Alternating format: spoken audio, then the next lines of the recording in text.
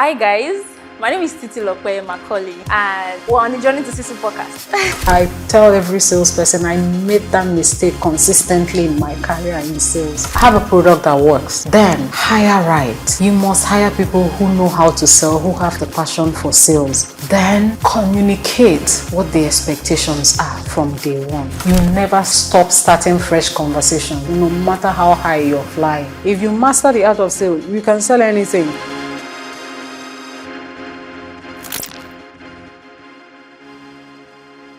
So what's the Journey to Sisu podcast all about? Commercial roles in tech, such as sales, business development, partnerships, and so on, are roles that we're not very vocal about what the career trajectory looks like, what the growth journey looks like. How does somebody go from 0 to 1, to C-suite, to that big shot?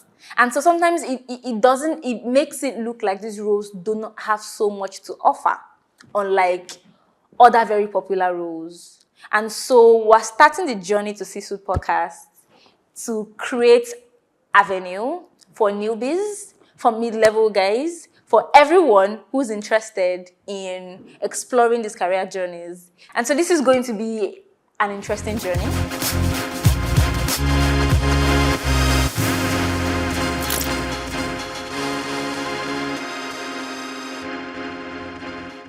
So let's dive straight into it. Yeah.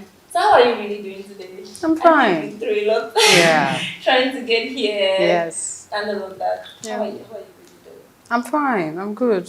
I'm happy to be here, although I almost changed my mind halfway. Thank you for coming regardless. You're welcome. I'm happy to be here. So beyond everything that we can easily find on LinkedIn, things that I don't know if you're a Twitter user, but then if you are, Yes, I am. things that we can easily find on Twitter, basically on social media. Yes. Who's Onyinye? So Onyinye is, I'll say a hardworking individual, an introvert, and Leave that. I don't come across as yes. You need to see me in my downtime. So an introvert, someone who's worked for 18 years, who is a mother to a daughter, a 7-year-old daughter, and is currently building her own company within the tech industry. Nice. We know that last part on LinkedIn, but we didn't know the other bit. But now you know. Now we know, yeah. So trying to sell to Onyinye now, you know that she's an introvert. Yeah.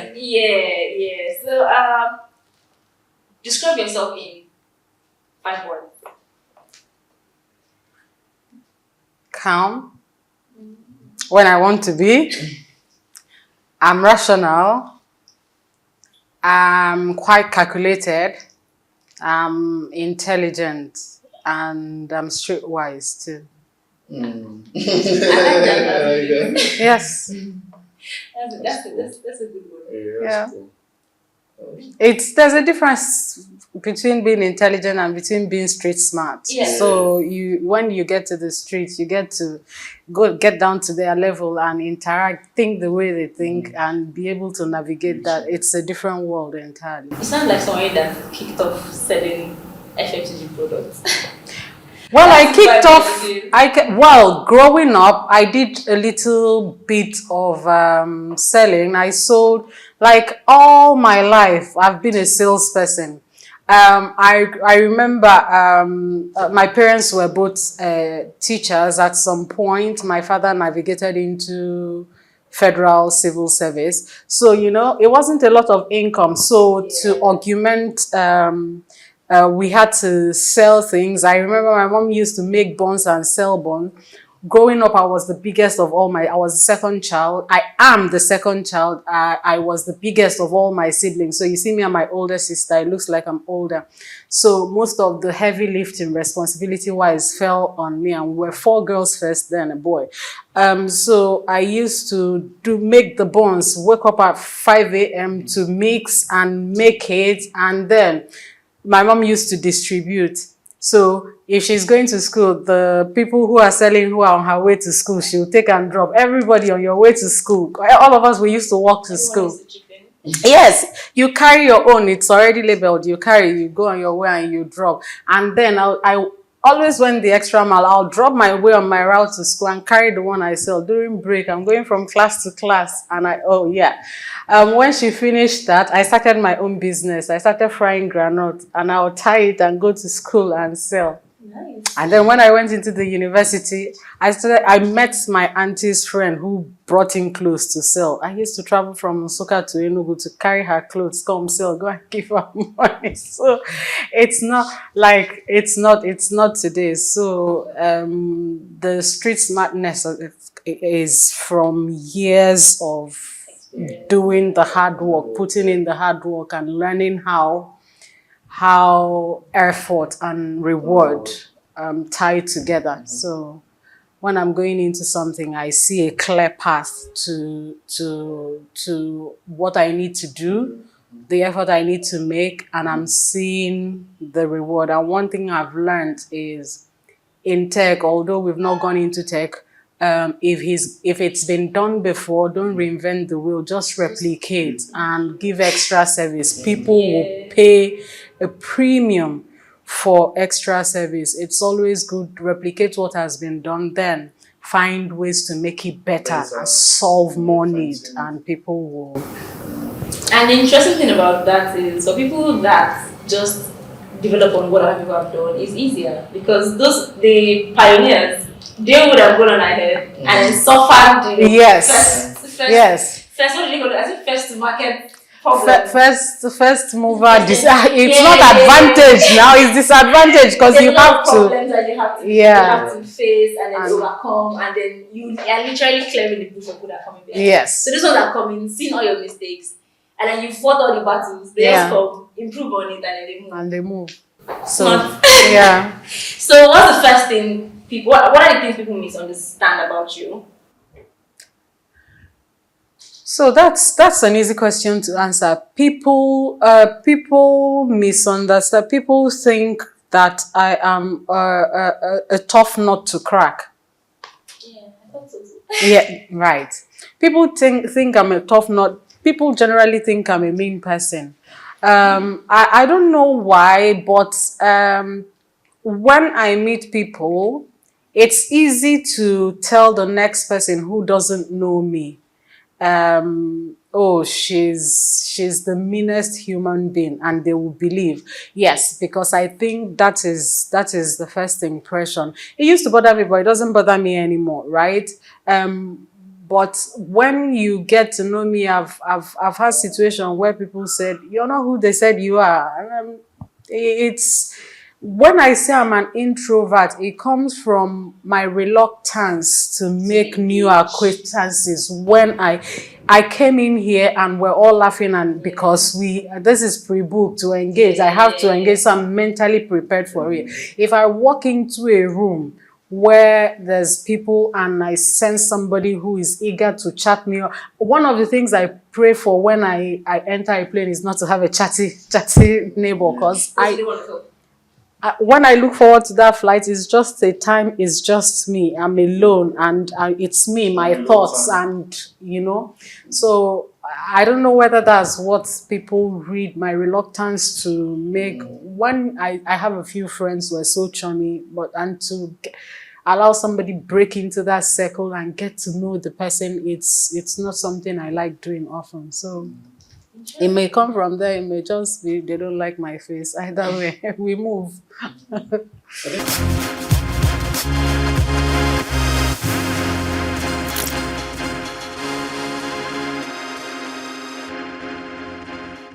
It happens a lot in sales, or you meet people, and then because they don't like your face, they're not really interested in what you have to say. And it sounds like you've been selling for a very long time. I've been selling forever.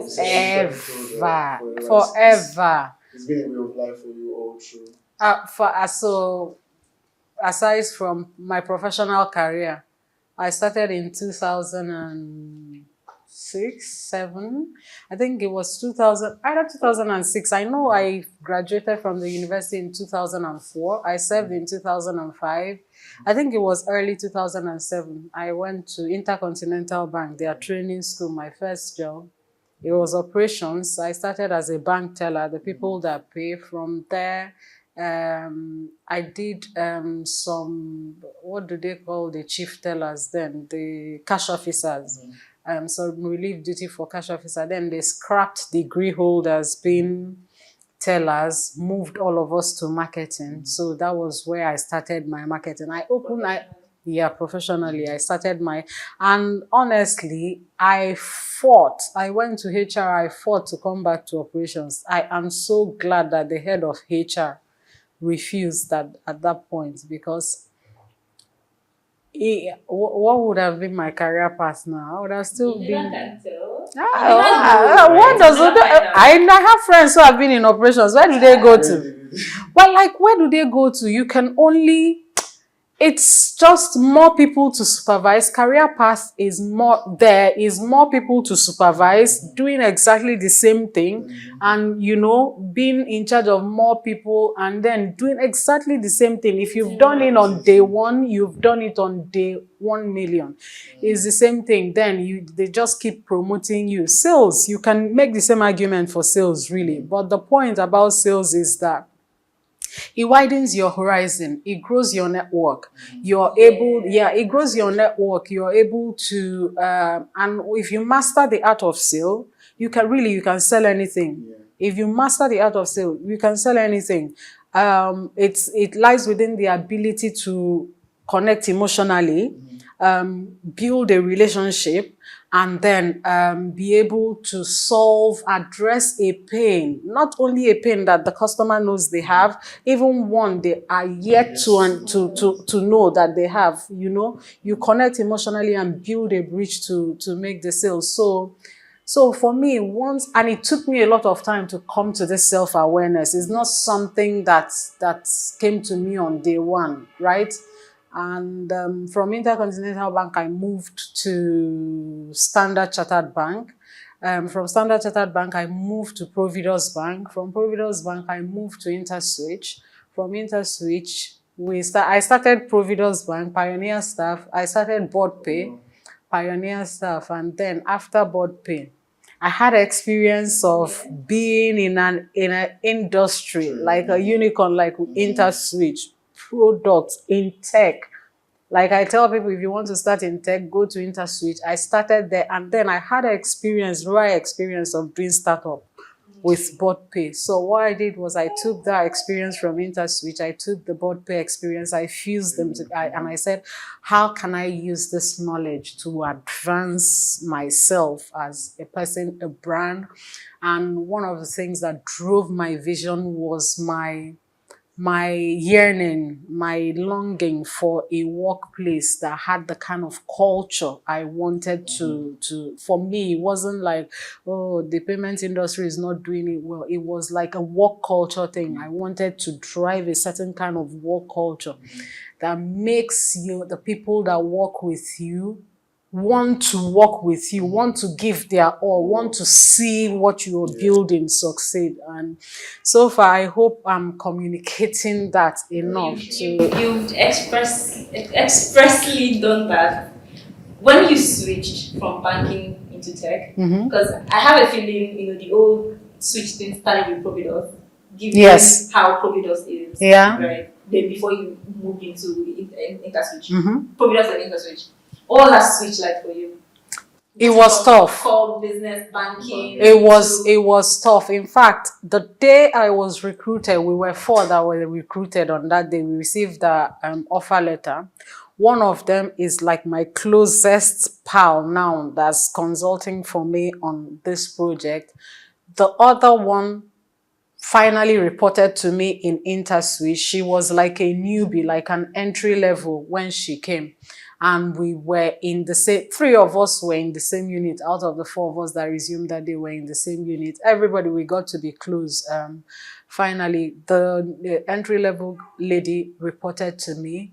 And, well, the HR person that handled our recruitment one day saw me walking. Like, I was so immersed in my thoughts and said, of all the people I interviewed, I recruited, I didn't think you were the person I was supposed to worry about. But I find myself worrying about you. And I struggled. I struggle, but you know, as we get older, we get set in our ways. Do you understand? So for the younger ones, they were just new. They are rugged on the street. I came as a branch manager from Providence Bank. I was already a branch manager in Providence Bank, and I came here, and I was taken as a team lead in new product, what are you people talking? It's not deposits. I shouldn't ask customer to give me money. What are you people talking about here? And they are telling me there's payout, there's pay in, there's card, and I said, I can't, I'm too old for this. I'm too old for this. And then, they were quite, and InterSwitch is so alike to Standard Chartered in setting performance goals. Nobody is standing behind your back. It's your numbers that drive you. Nobody is standing behind your back. We have meetings once every week on Monday. Projector, you're projecting your number. When you are ashamed, you enter the street. Nobody. And you hustle. And you hustle. Do you understand? Because everybody, and InterSwitch got something right. You rarely, for the people I worked with, they don't, like when they address you like a human being, no matter how badly you are performing. You get? So it was just, and you're self-motivated. It was a commission-based, you stake 30% of your salary, you can earn up to times 10, which is 100. So you can go home with 2 times your salary. It all depends on or you can forfeit 30% if you don't meet a set threshold. Oh yeah. That's very motivating. Yes, so you're motivated to run. So it was a numbers driven, just like Standard Chartered too. Standard Chartered, it was a numbers game. You're your own. Your indices are set out for you. If you like, run. If you like, stand one place. The result will call. So, and I'm looking at this product and I'm finding it hard to adapt. I'm finding it hard to sell these products. Like, I'm finding it hard to even know what customer segment to go to. Who is my customer?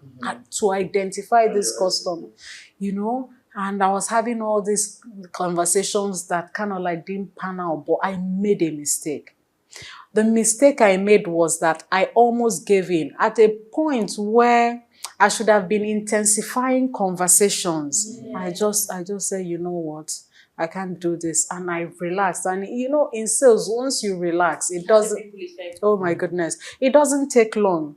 In 1 month might pass, 2 months might pass, and you think you're cruising. And then once it hits you, it is back to because you've done nothing for 2 months. So it's showing and it's going to keep showing. So if you're going to dig yourself out of the hole, that's what I keep telling when I have opportunity to talk to salespeople. I said, when you're flying high, don't forget to keep prospecting. Because if you're flying high, the deals you started are closing and they're announcing you relax. Sales. Nobody will remember you were a former star. Nobody remembers. So it hits you on the face. So when you're flying high and everybody is singing your praises, please, that's the time you should be sowing the seeds that you're still going to harvest after this harvesting period is over.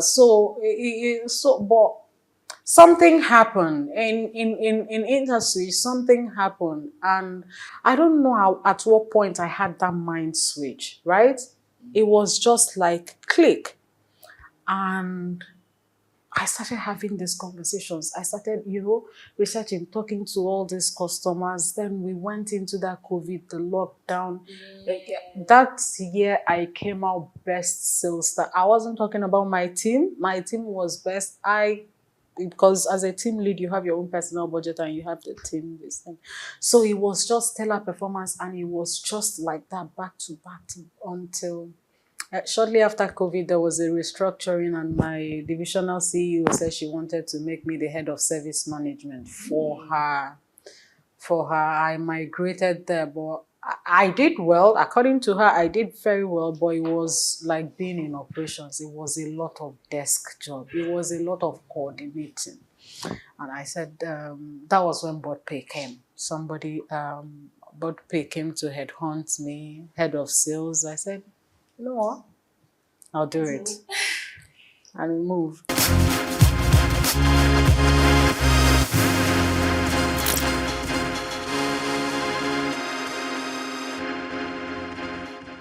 This has been a very honest conversation. Yeah. I love that because it's very common when you have a social person talking about their journey. It's very common for everybody to highlight their star moments, to highlight how they've been badasses at some point. Yeah. And then you literally walked us through how difficult it is to get there. Yeah, you literally walked us through a journey, and this is very relatable, right? Because a lot of people, I've met a lot of salespeople who can share similar stories about how for a period was good, and then sometimes it can get tiring because it's not easy, to be very honest, to keep motivating yourself. And sometimes you feel like, I'm good right now, let me chill for a bit, let me rest for a bit.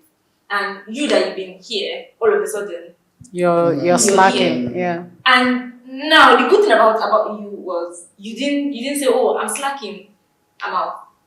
So in that period, it takes like this character development. That moment where you made the first mistake or relaxing because you were lost in the applause, right? You paused on prospecting, or now prospecting has become boring for you. For you, right? And so the second mistake, now you realize that okay, I'm flat. The deals are not coming. Everything has paused. The meetings they paused. Everything has paused. Where do I go from here? So a lot of people in that moment they then just look for another job. Yeah. Or they just, I've seen it, too many times. But then you were still able to say, okay, I've made a mistake. Where do I go from here? So I can either, sit here or I try to get myself back up. And that's a very honest journey. That's something that a lot of people can relate to. Now, the move from Providus to InterSwitch, challenging as it was, would you say, because I was going to ask that, okay, what's that one move that you made in your career that you didn't see coming? And if it was a good one or a bad one. So I think we should start with that.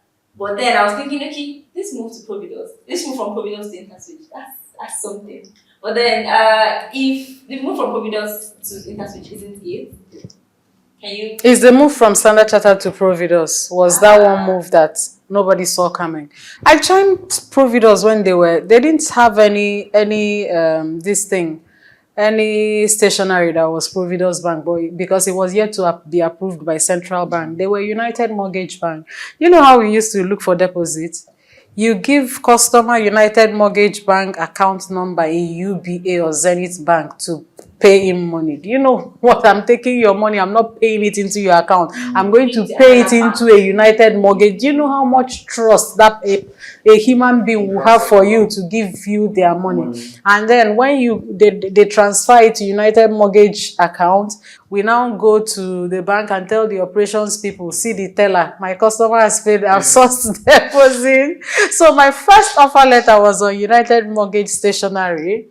And, and even my colleagues, some of us, we were the new people who came from other banks to come and start Providus Bank, and the people who were former United Mortgage staff, they never ceased to stop asking me, what, are you crazy? How can you leave a global brand like Standard Chartered Bank to come to United Mortgage, Providus Bank? And they will just say it. I will smile and I will just walk away. Now, Standard Chartered, they've kind of like improved their remuneration a lot. Back then, they didn't used to pay well at all. But there was this frontline incentive plan that they gave to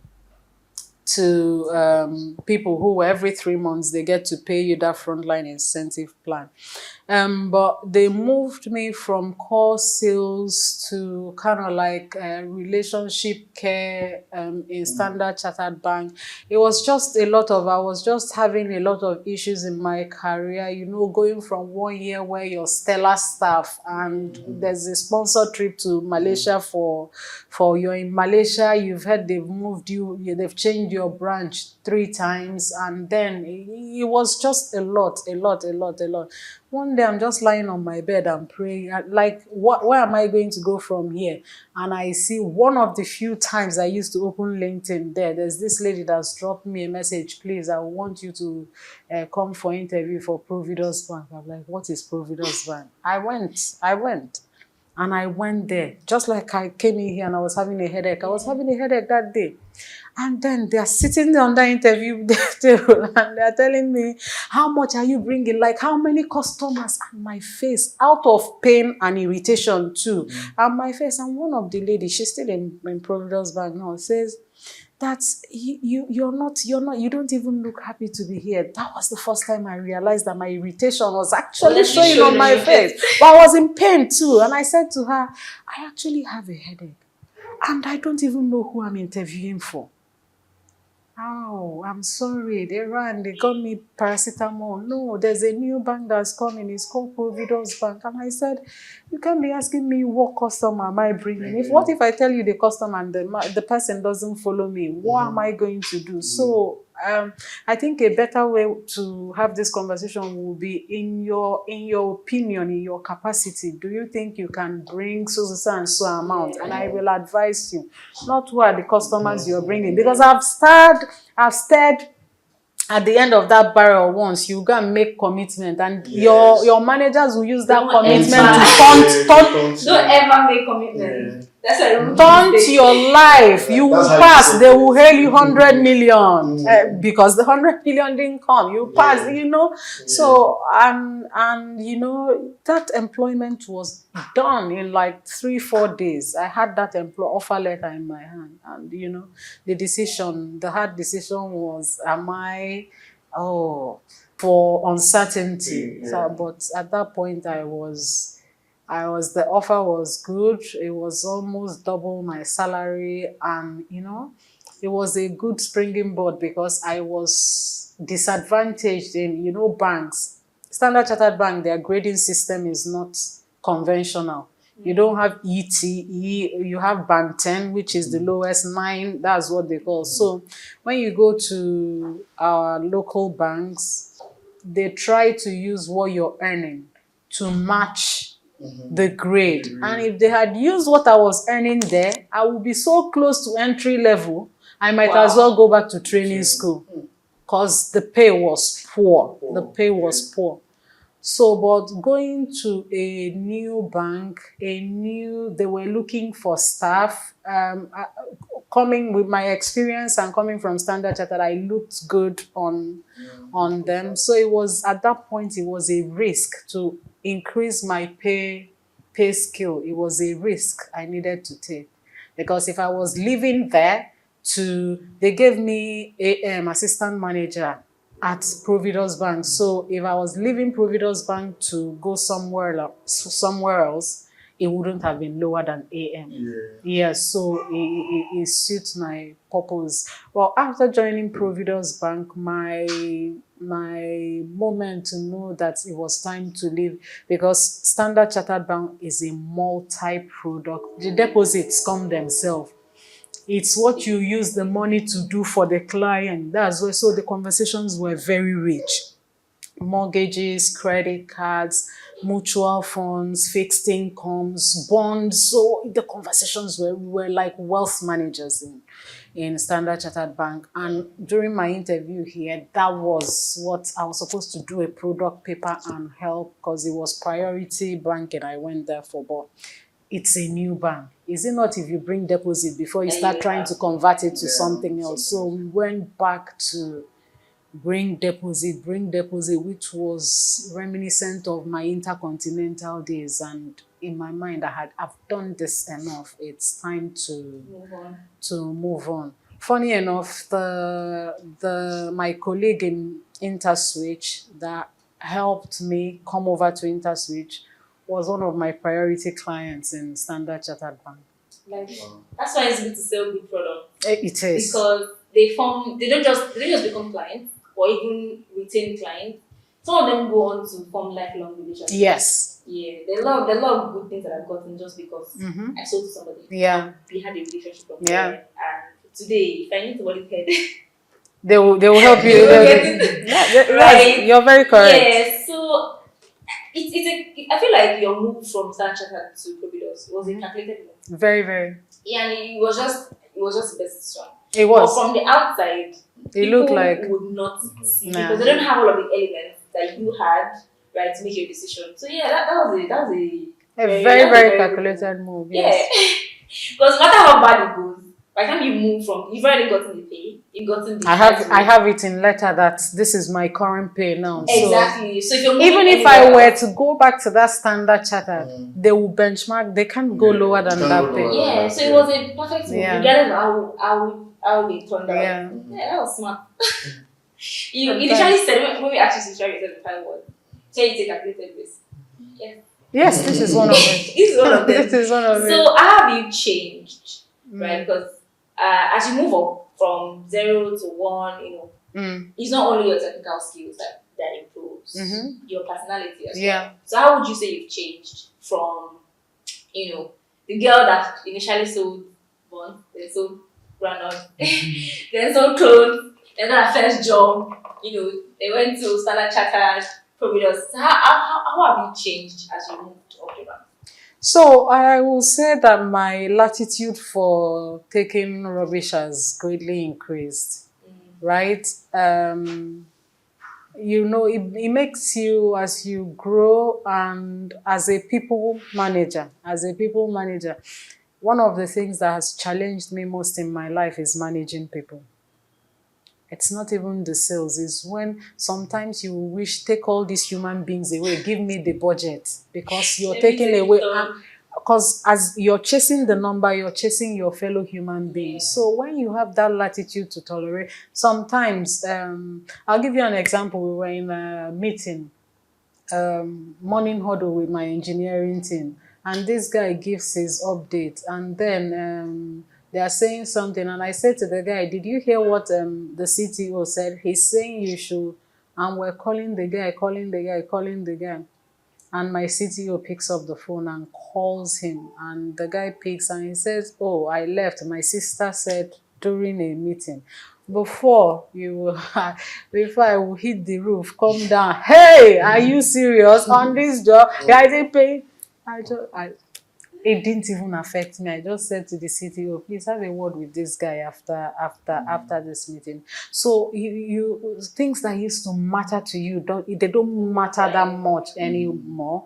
And if you have just 1 minute of peace, you just want to conserve it. You get, I don't know when I'm going to get a call and they tell me, oh, your platform is down, and that can mean 3 days of no sleep because the customers are on you, calling you. So if I have a moment of peace, I want to cherish it. I don't want, there was a time I tried to get my driver, he's not picking. There was a time I would have stormed downstairs. I've told you, be picking your phone. I just dropped it. It's kind of you seeing what affects you. Low quality problems. Exactly. Low quality problem. That's the word. Focus your time and your focus time and energy. And I see colors now. When maturity sets in, you start seeing colors. It's no longer just black or white. There are different shades in between. True. So you start appreciating people's uniqueness and the uniqueness of the situation that they find themselves in, and appreciate that if someone throws this microphone towards me now, I duck right. You will not duck. You may not duck right. You may decide to lie flat on the floor or fly or catch the microphone or even allow it hit you so that you can tell this person you have hurt me. So I'm a lot more introspective now, and the things I allow get into my space or bother me, I like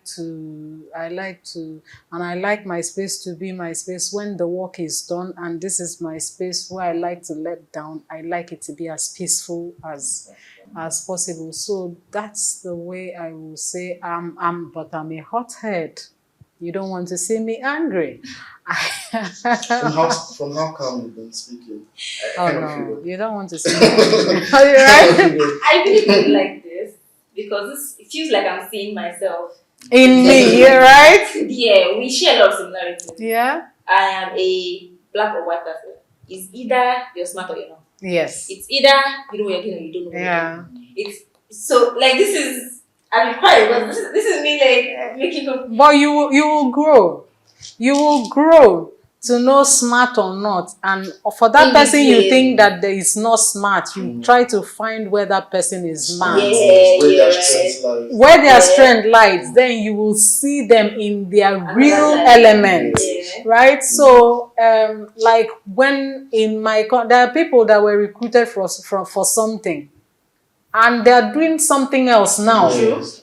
And in that something else they are doing, you see them shining. Do you understand? So what do? I just tell them to modify their contract to reflect what they are doing. So let me give you an instance. My CTA came. There's this guy, this tech engineer he recruited, and I allowed him recruit. Another thing about me, I don't micromanage. I allowed him recruit. He discussed. The only thing I asked him, this salary, you think he's worth it? I've worked with the guy before. Oh yeah, now we enter job. The guy fall in hand majorly. He could not make any meeting. He could not come anywhere. He could not. So he came, I'm going to fire this guy. I'm going to fire this guy. And he was huffing and puffing. I told him, it's not the guy, it's you. And he said, so I said, put him on probation. Slash his salary to 50%. You hired him, the pay you're giving him is making you want him to do things that are below his capability. I do not think slash his salary and take him under your wing and start coaching him. Explain to him that when he develops those capabilities, that is what that you revert it. Is the guy not one of my best tech guys now? He can stand up in meetings like this. When we did that, the guy sent me a message that he was committed to his, for someone whose salary was just slashed, sent me a message that he was committed to impress me, that he's going to show me that the interest of the company is forefront in his, those kind of message that I said, okay. Is he not one of the best guys now? You call him once, he answers twice. On point, he's doing his unsupervised, like he's going to my code base unsupervised. Now, so sometimes Onyinye of 10 years ago would have said, send him away, send him away. I don't want to see him. He's not. Well, it takes growth to know that that somebody is not a good cook. The person can be a good house cleaner. Or a good child minder. This is a very major leadership lesson here. And like, I think this is something that a lot of not just sales leaders, leaders in general, people that are in charge of other people that are in management would actually, see, because not a lot of companies have the capacity to be able to say, oh, you're not a good gardener, but then let's see if you're going to be a good driver. Some people don't have those resources, but then if you do, I think it makes a lot of sense to see, okay, this person isn't great here. Is it because this person is lazy? Or is it because this person's ability that actually they might not even know themselves? Right? So this is a very good one. So what can someone do to stand out to you? What are the easy ways for an employee or anyone that is actually below you and then has to make commitments to you professionally, of course, do to stand out to you? Responsiveness. It's very, like I tell people, you cannot underestimate the, trying to reach somebody, you're not able to reach the person. It communicates a kind of like, my phone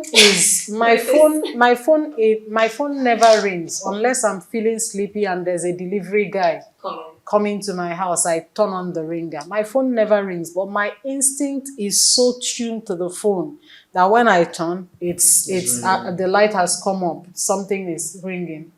Now, it takes years of discipline to get to a point where your sense of responsibility is so high that even if your phone does not ring, the important calls, you don't miss it. Do you understand? And you're still able to do this thing.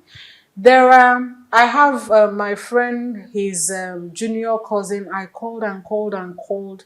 He didn't pick, and my friend said to me, I told him that his phone, that the ringing, because you grow to a place where phone ringing is another problem on its own.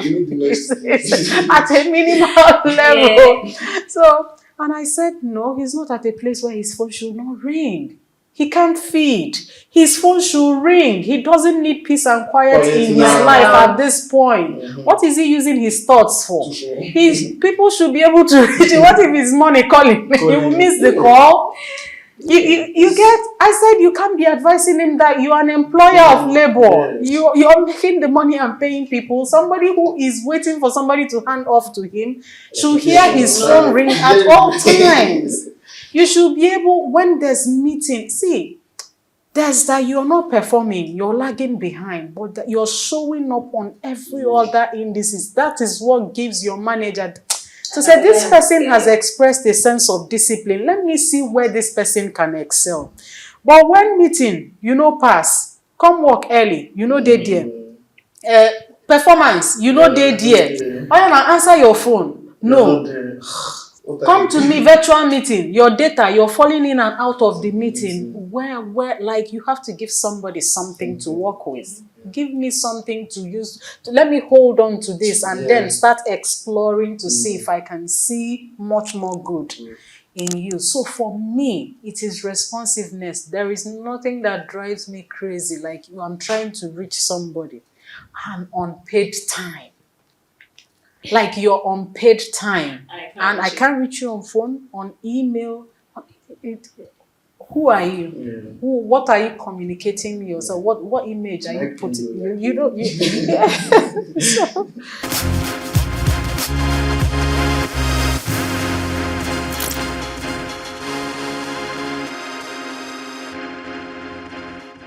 If you have somebody that, when it comes to technicalities, like knows technical part of the hard skills solid, but then this other part, how would you handle that? How will you know they know that they are solid there if they are lacking? Well, some people, they are like very good coders, they're very good salespeople, but then when it comes to every other thing, they're very irresponsible.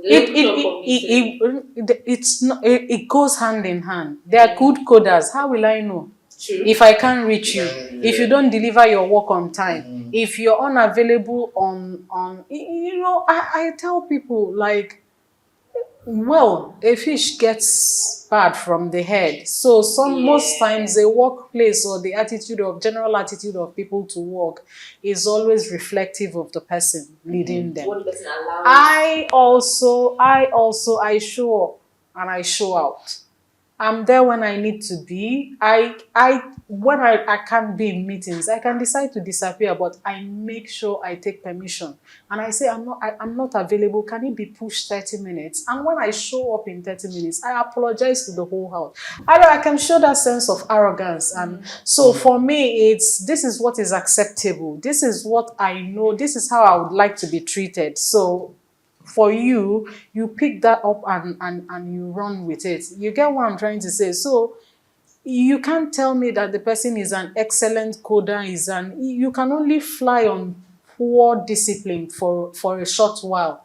At some point, your expertise, nobody can deal with the attitude, and people will just be like, leave that person. It's just like having a very good carpenter. He is fantastic. He will tell you, I'm bringing it on Saturday. You can't reach him Saturday. 1 month later, no matter how good and cheap his work is, you'll be like, I can't deal with this. True.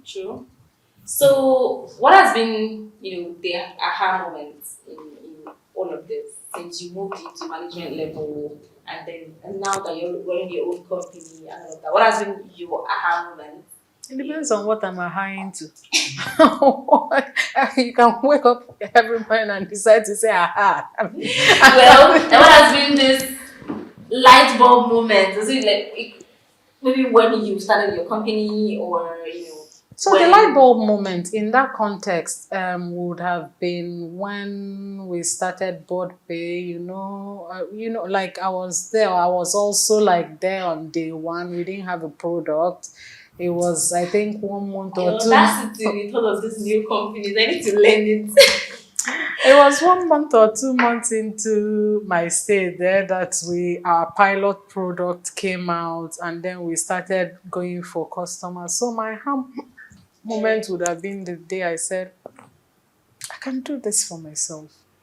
I can do this for myself if I put my head down and the grit and just apply a little grit. What are we doing here that I can't do for myself? And one thing I'm good at is that I take away a lot of relationships. When I started, the first person I want to help me was the owner of Workpay, actually. I said to him, I'm starting lean. I'm just going to go out and start looking for clients. Do you understand? Merchants. And taking them, building that relationship management trust and putting them on people's payment gateway for commission. And then slowly from there. And then I started talking to my former colleagues. I'm core sales. I have that expertise. I have management, leadership expertise too. What don't I have? And I started cherry picking my colleagues. And you know what I was cherry picking to? Beyond their ability. Those people that have these qualities and you could communicate with, you could work with, you can easily deal with. I've had sometimes I'll sit with them and they're saying, let's go this way. I will say, let's go this way. They'll say, let's go this way. I will say, let's go this way. And then they will say, okay, but in all the times I have gone that way and fell flat on my face, now, the only thing I got from them was, now, let's try it this other way. No judgments. No, you get what I'm saying? The first time somebody connected us and we were supposed to start, that was where we were stumped for money. We couldn't move forward. Like, to meet the next month payroll was going to be impossible. And we were trying to put some merchants on somebody, and the person called me that day and said, well, I changed my mind. It wasn't going to be possible. I thought that was the day this journey was going to end. I just called 2 of them. You know what they told me? These are people I convinced to go on the journey with me. They told me, did you think you were going to go on this journey without stumbling block? Now we move. Where else? Well, what are options? What are options now? And they picked me up. Do you understand? Put some life back into me and gave me enough motivation to start exploring other options. And that has been our kind of dynamic on this journey. I say, no, I can't do this. They'll be like, what are you? You think, are you special? You think you're special? You can do this without... Move! What are options? And we brainstorm. And I enter the street again. So it's, for me, it's 50-50. It's 50% grit and 50% grace, and then 100% know-how. Because one thing I'd advise people, if you don't know how to fry akara, don't start akara business. Actually, don't do it. Yeah. Don't do it. So that's... I really do love your approach, number one, towards working with people. I love your approach towards managing people. I really do love the lessons that you've picked as you've grown all through the entire journey. Yeah, and I love your approach towards building. Because in truth, building anything is not fun. At all. And you moved with Providus even before they even had a window, right? You did the same thing with board pay, and you're doing the same thing with your own thing, Onus, correct? Yeah. I love your mindset towards building, especially when you describe when you kicked off. Ideally, a regular way, the American style that we adopted in Nigeria when it comes to kicking off a startup is to build a product first, have an MVP. The leanest method maybe you would want to go, even in that route, would still be maybe not build an every MVP, but then still build something, even if it's a spreadsheet. Or instead of you kicking up with an MVP, you actually started with a business model, right? Which is getting clients for other people using. So it's not like you want to start a podcast, then you start a newsletter first. You need to garner people, and then when you get their interest, you then get into what you want to do. That's like literally the same thing that you did with this. And then, at least now you have had validation, you would have had experience dealing with these merchants because during your interactions with them and trying to get them for those platforms to get commissions for you, observing their what's it called, their behaviors. Yeah. And there are some things that there are some assumptions that you have had when you initially go your business idea. Now you're starting to, check and validate with your interaction with them, even before you say let's start building a product. Yeah. And now you're building a product with primary information that a normal startup of that size would not have until maybe like second, third year in. That's very, very brilliant. Yeah. You should have a leadership session with you. Yeah, that's something I think I would hold a on model. to It's a very workable model. So now what I have is I have a band of customers now there, and I'm building stickiness to my brand. Yes. And I go into meetings and they say, what's different? I said, yeah, you've seen one, you've seen all. Nothing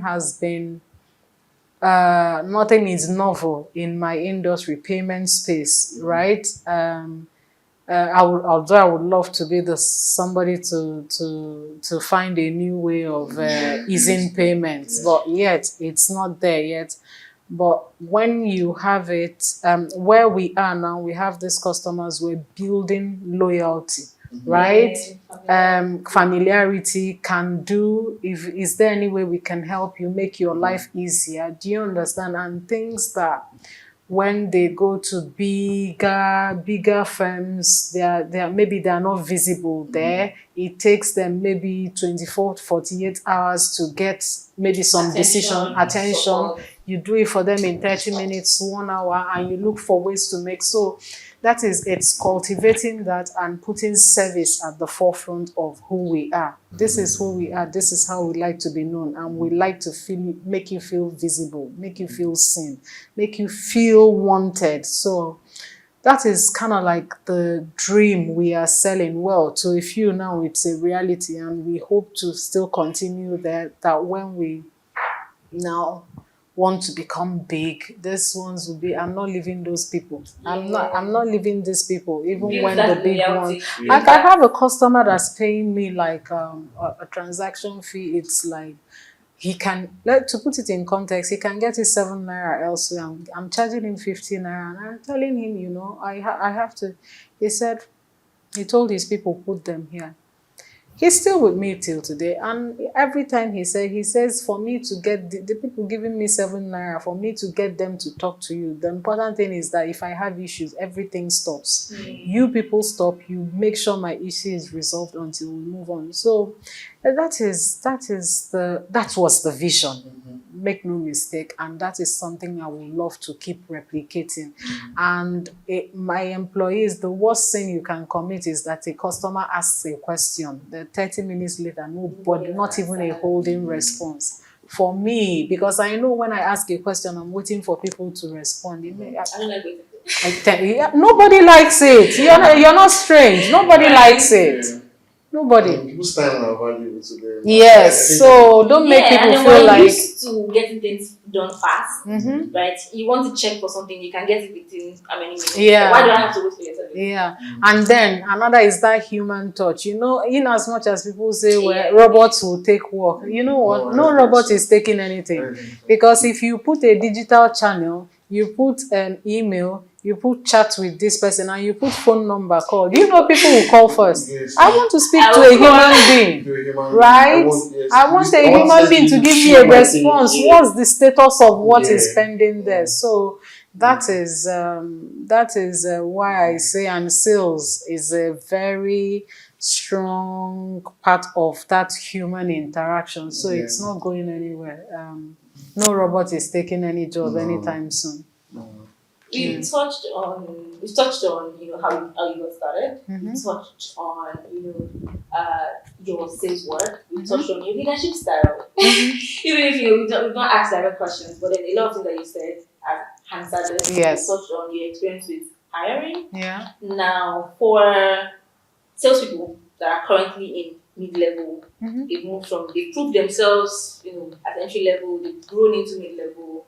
How can, not just salespeople, right? Basically, people in commercial roles Yeah. in tech, how can they then start to position themselves for management roles? How can they start to show like I'm capable of doing this? And how can they also start to work on themselves such that to show that to it's not just enough to position, you can position yourself for something and you don't have the qualities and then you get it and then right. So how can they begin to get the skills that they need to move from mid-level because once you start moving to senior level, you start to help people, Yeah. you start to manage people, you start to do all of those things. Now, so can they get the skills? How can they start training themselves? How can they start getting those qualities? And then how can they start positioning themselves? So it's like 2 in 1.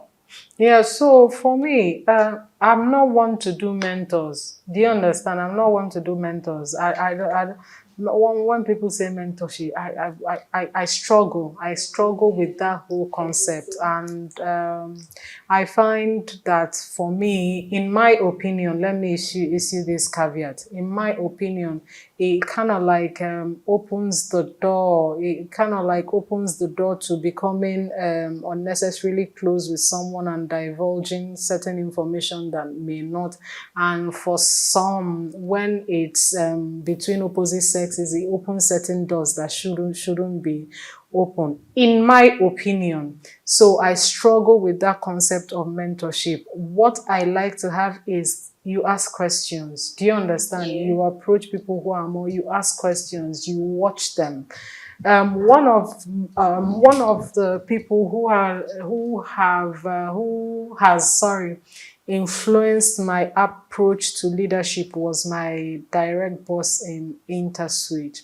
And it wasn't by what he said, it was by what he did. I watched him. I kept watching him. Even when I was head of service management, reporting to divisional CEO. Me and my direct boss that I'm talking about were reporting to this divisional CEO. He was between me and the divisional CEO.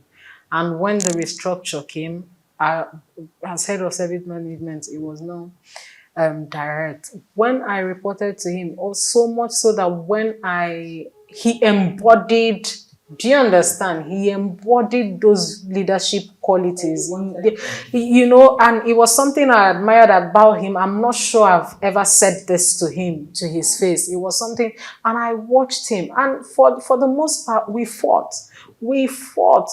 ourselves to a standstill. One, because I couldn't understand why he was antagonizing me. Do you understand? I couldn't understand, but the day I understood, he kept communicating, but he didn't use the right words. He was trying to communicate, he wasn't getting through to me. And so me and him, we had this constant fight until the day I understood him. And the day I understood him, his fight with me was, I was at a level that he didn't need to be supervising me this much.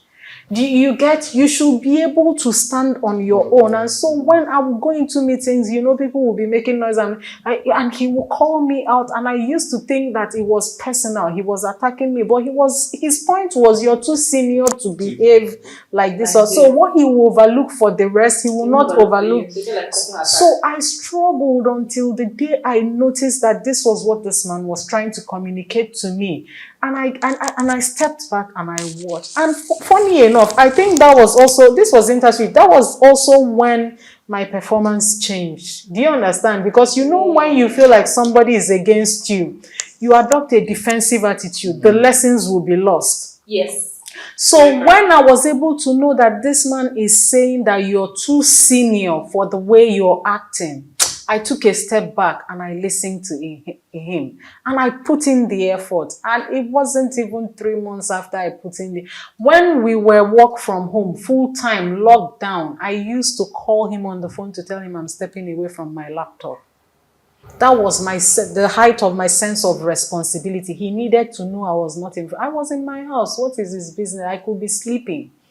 When it was time for work, if I woke up late, I won't go anywhere in front of my laptop the way I woke up. If I wanted to now go and maybe have a shower, I'll call him and say, please, I need to step away from my laptop for some minutes. Or I needed to go to the hospital. I don't need to take that permission. But for me, he needs to know that Onyinye is not currently on.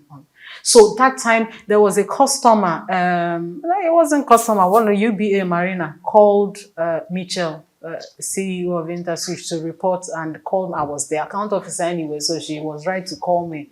Mitchell called me, Onyinye, who are you reporting to? I told him. He dropped the phone, and next thing my boss calls me and says, Onyinye, what's this all this about? And I told him, there's SLA for this. I've communicated the SLA. Legal is unwilling and I trust you can handle this. And he ended the call. For me, that was validation. So at that point, he wasn't butting into my business anymore. So they come and they say, oh, yeah, he said, I trust you can handle this. There was a day, me and one lady, Migos, we were going, the emails were flying. He called me, Onyinye, now de-escalate this, it's getting to, and he hung up the phone. And I wrote a mail and explained to the lady, this is not what I mean. I'm sorry if it came across that way. You know, that was where he wanted me to get to. And it was lost in translation. And I got there. And when I went to board pay, even when I was in service management, I found myself reaching for my phone to ask him, Paul, what do I do? And I remember, you're on your own now. You are the Paul. You are the poor. People are coming to you for answers. You get? And so for him, every time I went to him to go and ask for answers, how should we do this? How should we do this? I was disappointing him every time, because the junior ones should be coming to ask. I should be making his life easier. Not I'm coming to ask him. My direct reports are also going above my head to come and ask him. So it was like he had a flat team. Everybody was reporting to him. So for me, that was when a pivotal moment for me in my career. I took a step back. I took the lessons, and up till today, it's like I haven't had if he watches this, he will probably be hearing it for the first time. So, so for me, the way I have been able to shape my leadership is largely, greatly due to him, his influence and his insistence that I must change, even when I didn't see that I was selling myself short, you know.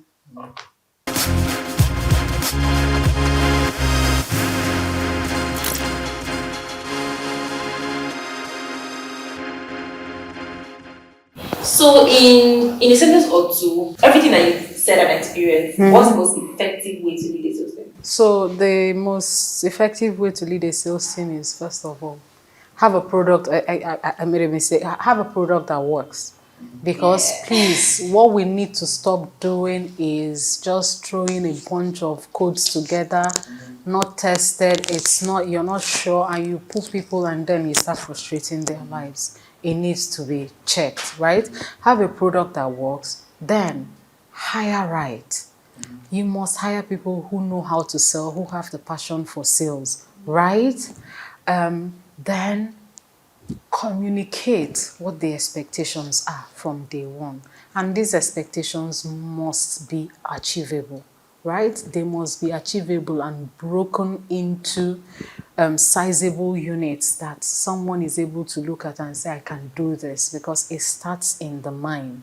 Then in the bank, you just give, hey, you're bringing 10 billion. Once you hear the 10 billion, you said, you people will shout in meeting now who go first tire for meeting? You adopt that mindset. So you have to make it achievable. And then understand, let the person you are assigning this budget to also understand that this is achievable. Agree with you that is achievable. That you think is achievable does not mean that the person thinks. So let the person also look at this and say, okay, this is also achievable, and then be able to run with it.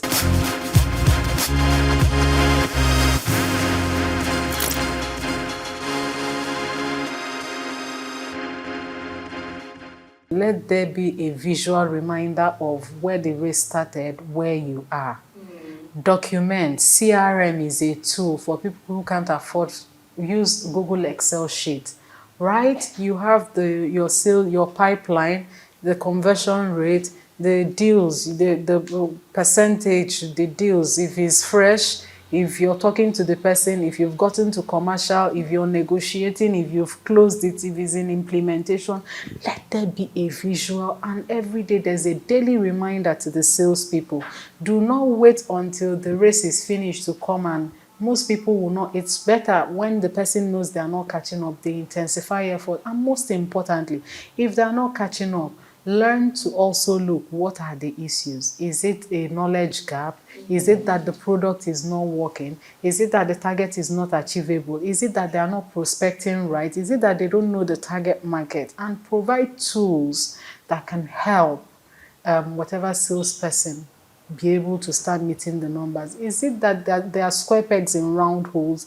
Very valid. They can be fantastic relationship managers and very poor hunters. They exist, right? Or fantastic hunters. And if you give them your key accounts to manage, they will just insult everybody there and mess up the relationship for you. So you have to be able to match. And this practice of you bring salesperson, they will prospect, negotiate, do, what's it called? Quotes, and do everything from, and still be part, chase the implementation people to go. And at some point, you will lack somewhere. You, the employer, will start lacking somewhere. And most times it's at prospecting end that you lack, because where the person is following the value chain to make sure they deliver what they sold, they are not refilling their pipeline. So it's just if you deploy all these tools along the journey, you make the salesperson's life easier, and they know where to concentrate their effort. Is it that I have a robust pipeline, but the funnel, they're not moving through the sales funnel? You know whether to start pushing your deals.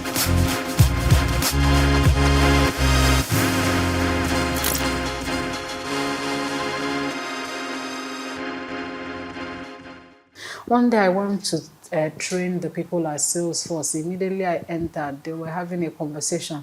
Oh, the sales manager was shouting at them, "You're this one, are you a man? This one, this one, this one." Wow. That what do you want me to do?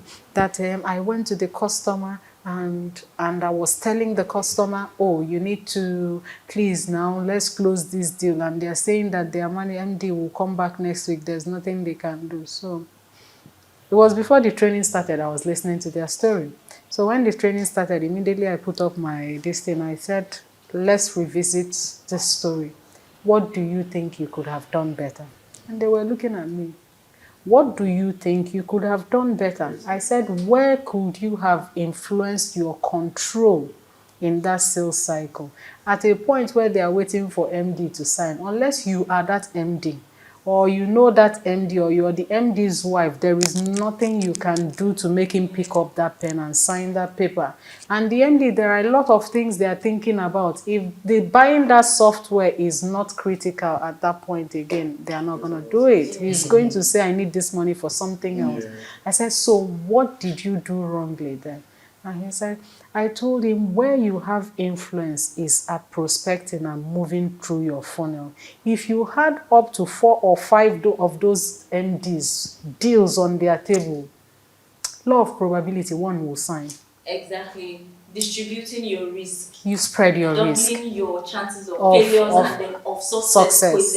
As a consequence. So if you had 5 to 10 MDs and your proposals, but now you're hanging your hope on one MD, what are the chances that one MD will say this is important? And you're desperate. When you start exhibiting desperation, the chances of closing the deal starts, because even in the market, if the person that is begging you to buy is the person that is saying that you price, they tell you the price and come out face, you'll be like, this person that is not begging me, their goods must be, they must have something. So that's where I started. So for this is just general. I tell every salesperson, I made that mistake consistently in my career in sales before I found out that this was where I was dropping the ball. You never stop starting fresh conversations. You never stop starting, no matter how high you're flying. You know, the day you stop having fresh conversations is the day you are setting yourself up for failure, unless you want to exit that that field. Or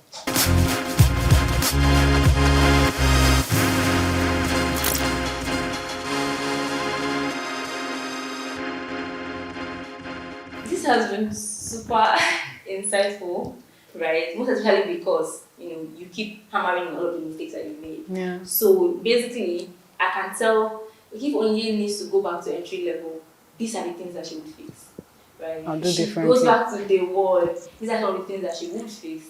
And so, are you a big fan of resources? Or are you? Because you mentioned that you're not a fan of mentoring.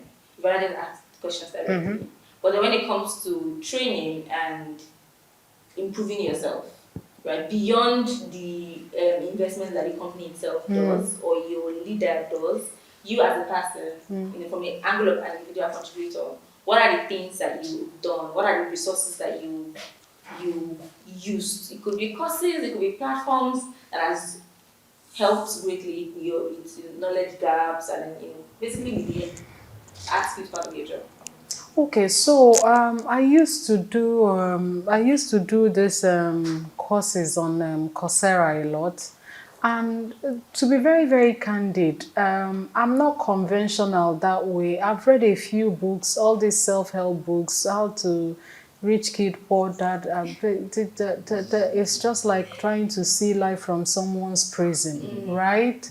I remember that time growing up, they say that somebody who is wildly traveled is more versatile than somebody who is widely read, right? So for me, I find that the way I keep myself up to date is by reading, and I don't mean I don't open books, and not that I don't open books and read books, but I read articles, I read journals, I read when it comes to my industry, and I see and I pick them up and read, right? So like I have like bookmark sites that I go through, because I find out that I know a little bit of almost everything. There's rarely a topic you can bring up and I can't chip in one or two things. I might not be versatile, but I can intelligently say a thing or two about it. And it helps me because wherever I sit, I'm able to have a decent conversation with whomever is sitting there about what they do, what their interests are. I'm able to find common ground, and it's something. I might not read the whole news article. I'll just skim. I'll take the gist of it. And I'm in a room where somebody brings it up. I have something to contribute, and the person will now give me the whole gist. In that conversation, the part of the article I might have missed, the person will give me the whole gist. So for me, that is how I enrich my knowledge base and I'm able to stay afloat. Other people might, books and self-help books might do, in my opinion, let me say this again, in my opinion, that is what I do today. And when I do read some hard reads, well, it's not, where do I find the time these days? Information from my phone. I get my information from my phone, but I have some books, like spiritual books that I still make time to find time to read. And what that helps me do is fine-tune how I see my fellow human beings and how I relate with human beings. Nice. Yeah. But if you were to be, say, remembered for, something like in your space, like in your own space, what would you want that to be, or something? If I want to be remembered for something in my space, it was how kind I was to you when I met you. Yeah. Not kind I gave you something, kind that I was considerate of you as a human being, your feelings, how like I treated you like a human. You felt seen. I think that's very important, actually. Yeah. And then it even speaks back to the explanation you made in earlier. The experience you told us about an employee who, your manager having that belief in you and trusting you, or taking a chance. So I, for one, was someone who my employer took a chance on me. At the time when I started. So I think it's very important, and I think that it plays a very vital role in that person's career eventually, because they will always remember it and they will also recreate it. Like that what you've done, they pick it up, and at the point where they're in a place where they manage other people, they would want to allow other people feel that same thing. Yeah. Like they would want to take chances on people too as well. Where someone writes this, this direct report, or say, let me talk to this person, let me try to find out why they are performing this way, and how they can basically improve. Yeah. So I think that it's really nice, that you did that. Thank you.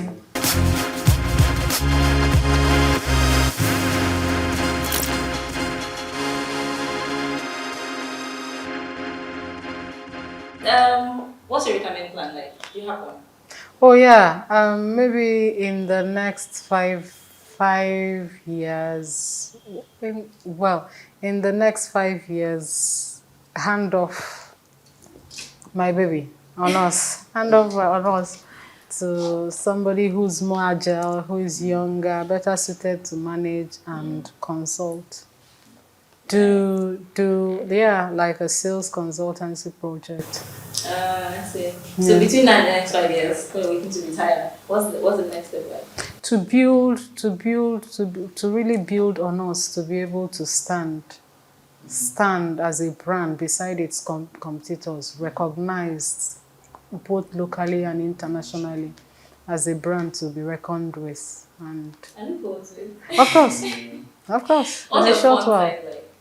My fun side, like I said to you, my fun side is I like fun in little doses, right? I like fun in little doses, maybe once every 2 weeks, and I like fun within a control space, people I know, right? I don't like that my very good friend is having a party and I get there. It's only her, I know every other person. So I would like that my friend is having and it's an aggregation of all the people we know. So I'm at home. That is fun for me. I don't like crowded places. I don't like crowded places. So if you ask me, if you come to my home now, if you enter, you will know it's a home. Because it's not about touch. It's where I go to. That's my fun. I'm inside that house. There's light. The temperature is at an acceptable level, and I can watch TV. And my internet is on. I'm in paradise. So if a call is coming in and it's somebody that has to tell me come out of the house, like in that moment, consider yourself my enemy. So wow. So that is fun for me, and more I find out that I don't tolerate loud noises as much as I used to before. So it's also changing the definition of fun for me. I think founders party a lot. Yeah. And that's like the cliche. Yeah, but we just my industry just came back from one ICE conference, right?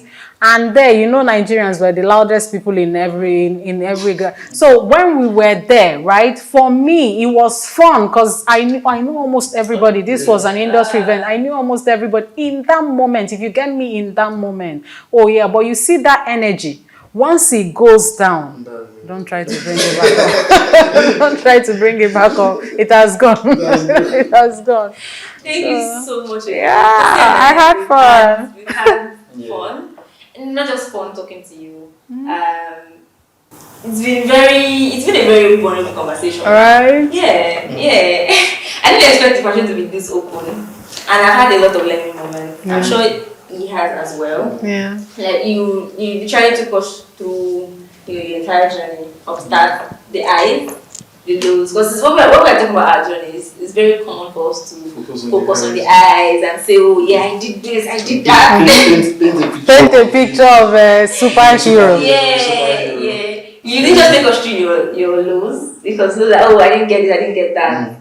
You also took us through your learning moments. Yeah. Right, the mistakes that you made as an employee. Yeah. Right. I'm sure your employees will be watching this as well. No, their salary will depend on it. If they don't watch, no pay. And then they'll be like, oh really? So you can make mistakes. So you really took us through. They never lot of things that you said that I could relate to. Yeah. Not just as an individual, but even as somebody that is reporting to someone, and it's really a lot of